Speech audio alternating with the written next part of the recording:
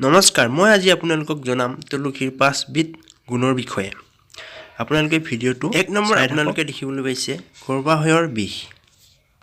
মহিলা বা ছোৱালীসকলৰ এনে ধৰণৰ বিষ হ'লে 50টা মান আপুনি তুলসীৰ গুটি পিহি পানীৰ একাপৰ সৈতে মিহলাই ল'ব পাৰে। মাহেকীয়া হোৱাৰ দিনৰে পৰা 3 দিন মান একেৰাহে খালে গৰ্ভাশয়ৰ বিষ বা অন্যান্য গৰ্ভাশয়ৰ বিষ ৰোগ ভাল হয়। 2 নম্বৰত আছে দাঁতৰ বিষ। কলীয়া তুলসীৰ পাত 20খন মান আৰু 10টা মান জলকীয়া পিহি বড়ি বনাই বিষ হোৱা দাঁতত 5 মিনিট মান সময় ধৰি ৰাখিলে দাঁতৰ বিষ ভাল হয়। 3 নম্বৰত আহিলে বহুমূত্ৰ ৰোগ। শুকান তুলসীৰ পাত চোবাই খালে এই ৰোগত যথেষ্ট উপকাৰ পোৱা যায়।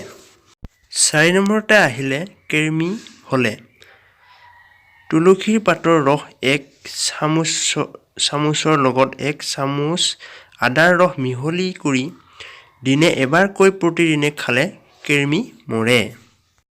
5 নম্বৰতে আহিলে এটা গুৰুত্বপূৰ্ণ বৃক্ক বিকল হোৱা ফলত আপোনাৰ দেহৰ পানী জমা হয়। গতিকে এনেধৰণৰ বেমাৰত কলীয়া তুলসী পাতৰ ৰস 5 চামুচত আধা চামুচ সৰিয়হৰ তেল মিশ্ৰণ কৰি ৰোগীক খোৱালে ৰোগীয়ে আৰোগ্য লাভ কৰে।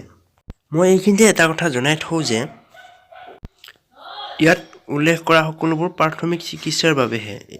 যদি আপোনালোকৰ বেছিকৈ হৈছে তেতিয়াহ'লে আপোনালোকে ডক্তৰৰ পৰামৰ্শ ল'বলৈ নাপাহৰিব। ভিডিঅ'টো চোৱাৰ বাবে ধন্যবাদ। আপোনালোকে চেনেলটো লাইক কৰিব, শ্বেয়াৰ কৰিব আৰু ছাবস্ক্ৰাইব কৰিবলৈ একেবাৰে নাপাহৰিব। ধন্যবাদ। থেংক ফৰ ৱাচিং।